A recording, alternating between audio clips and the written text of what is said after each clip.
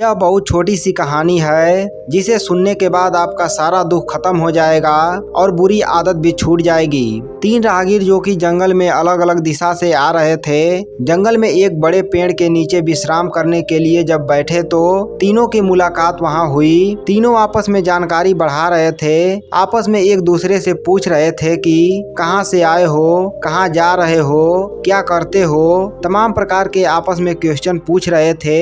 ये तीनों आदमी दिखने में एक जैसे थे, लेकिन तीनों के हाव भाव अलग अलग थे, एक्सप्रेशन अलग अलग थे। पहला वाला आदमी बड़ा निराश लग रहा था, थका हुआ लग रहा था। दूसरा वाला आदमी थका हुआ लग रहा था लेकिन निराश नहीं लग रहा था। और तीसरा आदमी था, वह बड़ा प्रसन्न लग रहा था, मुस्कुरा रहा था। आगे आपको पता चलेगा तीसरे आदमी के खुशी का राज। बने रहिए वीडियो के साथ। तीनों के पास में 2-2 बैग थे, एक बैग आगे लटका रखा था, एक बैग पीछे लटका रखा था और तीनों आदमी की लंबाई और मोटाई एक जैसी थी। तीनों की बातचीत चल रही थी, तभी उनकी नजर पड़ती है कि सामने की तरफ जो एक पेड़ है उसके नीचे एक महात्मा जी बैठे हैं और वह इन तीनों को देख करके मुस्कुरा रहे हैं, हंस रहे हैं। पहले तो इन्होंने इग्नोर किया, फिर इनको लगा कि महात्मा जी तो मुस्कुराए जा रहे हैं, हंसे जा रहे हैं हमें देख देख के, ऐसी क्या बात हो गई। तो तीनों अपनी जगह से उठे और महात्मा जी के पास गए। फिर महात्मा जी को प्रणाम किया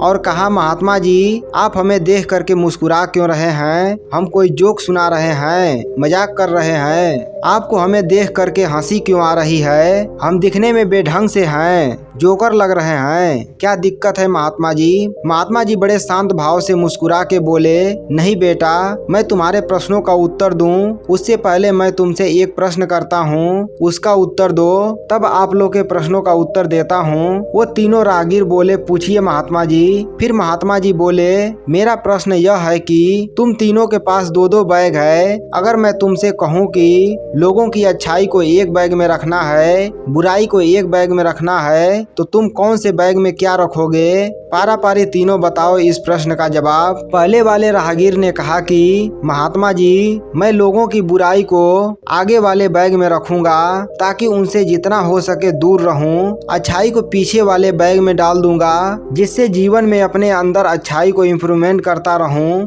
दूसरे वाले राहगीर ने कहा कि महात्मा जी मैं आगे वाले झोले में तो अच्छाई ही रखूंगा ताकि पता चले कि उनके जैसा बनना है, और पीछे वाले बैग में बुराई रखूंगा ताकि मुझे यह पता रहे कि मुझे उनसे अच्छा बनना है। और तीसरे वाले राहगीर ने कहा, महात्मा जी मैं आगे वाले झोले में उनकी अच्छाई रखूंगा ताकि देखता रहूं कि दुनिया कितनी सुंदर है, और पीछे वाले झोले में उनकी बुराई रखूंगा और उस बैग में एक छोटा सा होल कर दूंगा ताकि जैसे जैसे चलता चलूं वैसे वैसे बुराई होल से नीचे गिरती रहे और एक समय ऐसा आएगा कि वह बुराई का झोला खाली हो जाएगा।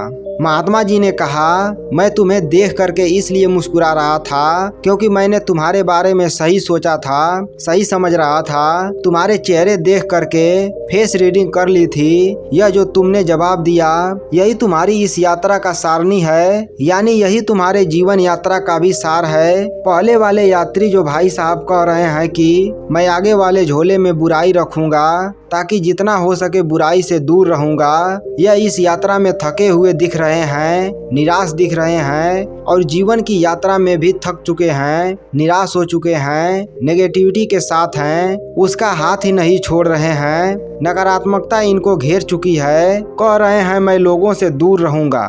दूसरे वाले भाई साहब थक चुके हैं लेकिन निराश नहीं हैं। यह थक इसलिए गए हैं क्योंकि आगे के झोले में अच्छाई रखेंगे, लोगों की तरह बनना चाहते हैं लेकिन और बेहतर करना चाहते हैं, इसलिए थक गए हैं। और तीसरे वाले यात्री जो मुस्कुरा रहे हैं, आनंद में दिख रहे हैं, वह इसलिए क्योंकि वह सिर्फ अच्छाई पर ध्यान दे रहे हैं। वो कह रहे हैं मैं अच्छाई देख रहा हूँ, दुनिया में पॉजिटिविटी देख रहा हूँ, बुराई तो धीरे धीरे बुराई के बैग में होल कर दूंगा तो चली जाएगी, गिर जाएगी। लोगों में अवगुण खोजते रहेंगे तो एक दिन पता चलेगा कि अवगुण आप में था। इसलिए अगर आपको हर किसी में कमी दिखाई दे रही है तो कमी आप में है, दूसरे में नहीं है। बुराई आप में जो है उसको तलाशना बंद कीजिए, पॉजिटिविटी तलाशना शुरू कीजिए, वरना पहले यात्री की तरह हो जाएंगे, थक भी जाएंगे, निराश भी हो जाएंगे।